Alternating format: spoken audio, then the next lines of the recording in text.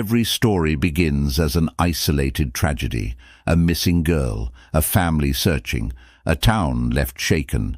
But as the years pass, the lines between cases blur, and what once looked like chance begins to look like something else, something deliberate. Emily Carter's disappearance was not the first in her region, and it would not be the last.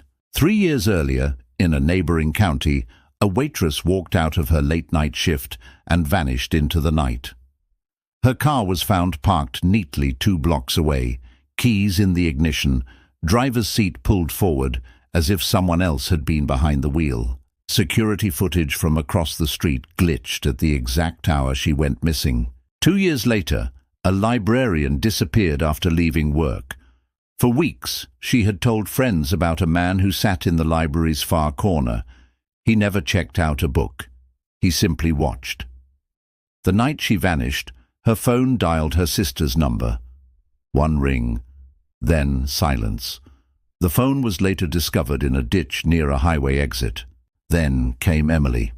Same pattern, same shadows, same sudden silence. When private investigators mapped the cases together, the connections were chilling. Each woman vanished within a mile of a highway corridor. Each case had some form of corrupted or missing evidence, tapes that failed, files that disappeared, reports that never resurfaced. And in each case, a man described in nearly identical terms. Dark jacket, heavy eyes, a presence that seemed ordinary until it wasn't. The witnesses who survived only made the pattern sharper. A student followed home by a dark sedan. A babysitter lured to an address where no one lived. A waitress watched from the same diner booth where Emily had once worked. Stories told years apart, by people who never met, each one echoing the same details. The Carter family, desperate for answers, begged authorities to link the cases, but each department called their disappearance an isolated event, their files locked in different counties under different jurisdictions.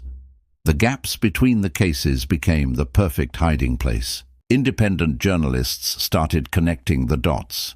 They traced financial records tied to the construction company whose patch appeared on the suspect's jacket. They found links between that company and old warehouses near the highways, properties that were abandoned, yet not entirely forgotten. Places where neighbors reported lights flickering at odd hours, cars parked briefly, then gone. For the families of the missing, the realization was devastating. Emily's story wasn't just about one girl who vanished at midnight. It was about a system of vanishings, an expanding shadow moving town to town, always one step ahead of investigators, always one step outside the reach of justice.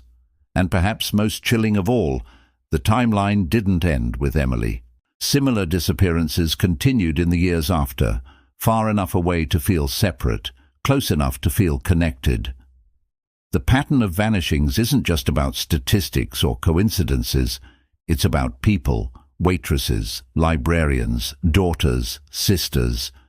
Each name a thread pulled from the same fabric, each silence an echo of the last. What began as one family's search for answers now stretches across counties, across years, across lives interrupted by the same darkness. And until the pattern is broken, the question will always linger. How many more points will be added to the map before someone finally forces the shadows into the light? This was the pattern of vanishings. In episode 13, we follow the resurfacing of a forgotten ledger, an artifact that may hold the first real name tied to the man who has haunted these cases from the beginning. If you're still here, like, share, and subscribe. Every voice keeps these stories alive, and every listen brings us closer to the truth Emily and so many others deserve.